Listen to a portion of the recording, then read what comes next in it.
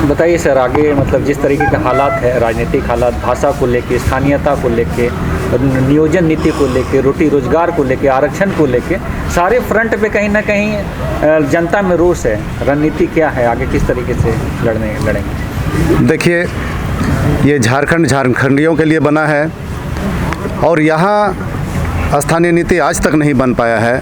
झारखंड बने हुए 22वां साल में हम लोग करीब हो गए हैं, उसके बावजूद आज तक स्थानीय नीति नहीं बना है। ये बड़ी दुख के साथ कहना पड़ता है कि पूरे भारत देश में जो झारखंड के साथ साथ में जो छत्तीसगढ़, उत्तराखंड ये सब बने थे, आज उस प्रदेश का देखिए क्या स्थिति है और हमारा झारखंड प्रदेश का स्थिति क्या है। यहाँ कितने मुख्यमंत्री आए, कितने सरकार आए गए चले गए, सभी लोगों ने ये बात को कहा कि हम आएंगे तो स्थानीय नीति लागू करेंगे, यहाँ नियोजन नीति बढ़िया बनाएंगे, स्थानीय नीति 1932 को लागू करेंगे, ये कहकर सभी लोगों ने यहाँ सत्ता हासिल किया। लेकिन आज हम लोग जो देखते हैं कि हम जिसको कहते हैं इस झारखंड की पार्टी, झारखंड की माटी की पार्टी, आज उसकी सरकार है। लेकिन वो भी आज देखिए 2 साल उनके सरकार 2 साल से ज़्यादा हो चुका है, उसके बावजूद आज देखिए स्थानीय नीति अभी तक नहीं बना पा रहे हैं। और स्थानीय नीति बने बिना देखिए बहाली भी हो रहा है, कहीं ना कहीं पिछले दरवाजे से बहाली हो रहा है। इसलिए हम लोग कहते हैं, हमारा मांग है इस मंच के माध्यम से, आदिवासी मूलवासी सामाजिक संगठनों का ये मंच है जिसमें सभी समुदाय के झारखंड के लोग हैं, सभी लोगों का एक सामूहिक आवाज़ है, सामूहिक मांग है कि सबसे पहले स्थानीय नीति लागू करें, उसके बाद आप नियोजन करें। भाषा का जो आंदोलन है, खाद्यान्न आधारित स्थानीयता बनाने का जो है मांग, तो अब मुखरता से वो भी उठने लगा है। तो इसको किस तरीके से देख रहे हैं कि अभी तक की तमाम सरकारें, खास करके जेएमएम, उनकी तो मैनिफेस्टो में भी थी स्थानीयता को परिभाषित करना खाद्यान्न के आधार पर, लेकिन वो हो नहीं पाया।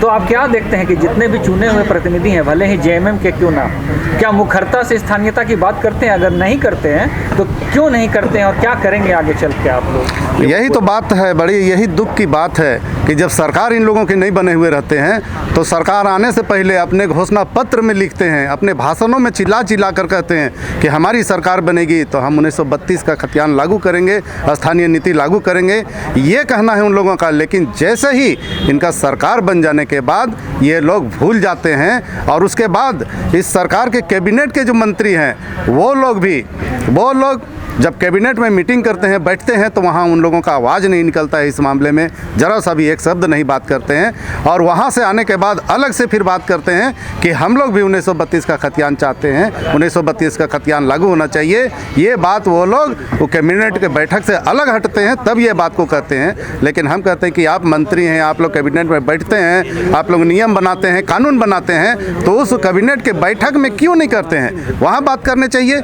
इसका मतलब है कि उन लोग कहीं दिल में कुछ, दिमाग में कुछ और मुंह में कुछ अलग अलग बात करते हैं और यहाँ के लोगों को छलने का काम करते हैं, ठगने का काम करते हैं। यही इन लोगों का मंशा है।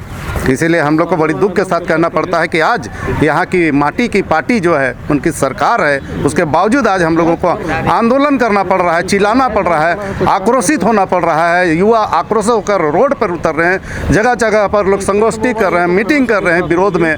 और तो इस तरह से इस आक्रोश को अगर रोकना है तो सरकार को जल्द से जल्द करना चाहिए कि यहाँ स्थानीय नीति लागू करनी चाहिए।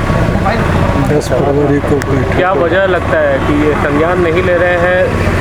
इनका संचालन कोई और कर रहा है या क्यों नहीं? यही तो बड़ी सोचने की बात है कि हेमंत जी मुख्यमंत्री हैं इस राज्य के, लेकिन समझ में नहीं आता है कि कौन उनको डील करते हैं, कौन उनको संचालित करते हैं, सरकार का संचालन कौन कर रहा है, ये समझ में नहीं आ रहा है कि जो हेमंत सोरेन बोलते हैं उस बात को नहीं इम्प्लीमेंट करते हैं। तो इसका मतलब इससे साफ जाहिर होता है कि हेमंत सोरेन के साथ में जो लोग हैं या जो आज अफसरशाही हावी है, इसका साफ पता चलता है कि राज्य में सरकार नहीं, राज्य में अफसरशाही हावी है और अफसरशाही ही इस राज्य को चला रहे हैं। 12 मार्च को होने वाली रैली के बारे में क्या कहना चाहिए? 12 मार्च की रैली में लाखों की संख्या में यहाँ के लोग जुटेंगे, यहाँ के आदिवासी लोग, यहाँ के मूलवासी लोग, यहाँ के युवा लोग, यहाँ के महिला लोग, यहाँ के छात्र लोग, यहाँ के मजदूर लोग, यहाँ के सभी लोग 12 तारीख की जो रैली है उसमें लाखों की संख्या में उमड़ेंगे और अपनी बातों को रखने का काम करेंगे। जिस तरह से भोजपुरी भाषा को समर्थन दिया जा रहा है, यहाँ पे कुछ एक समुदाय है जो आगे आए हैं, और क्या ऐसा लगता है कि ये राजनीति का हिस्सा बन चुका है?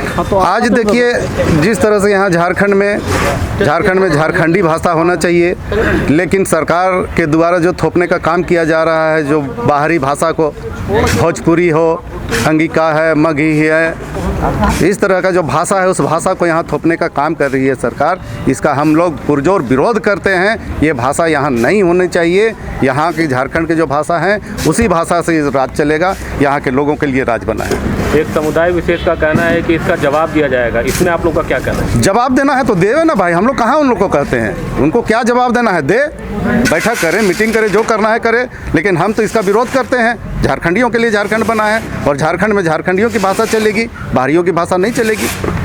12 मार्च को होने वाली रैली में आदिवासी मूलवासियों जो अभी तक जो रैली में सम्मिलित नहीं हुए, उन लोगों को क्या कहना चाहिए? हमारा कहना है कि अभी जिस तरह से ये अस्तित्व की लड़ाई है, अपनी अधिकार की लड़ाई है, इस अधिकार की लड़ाई और ये अस्तित्व को बचाने के लिए अस्तित्व की लड़ाई में सभी लोगों को आना चाहिए, सभी झारखंडियों को आना चाहिए, चाहे वो किसी भी जाति के हो, किसी भी धर्म के हो।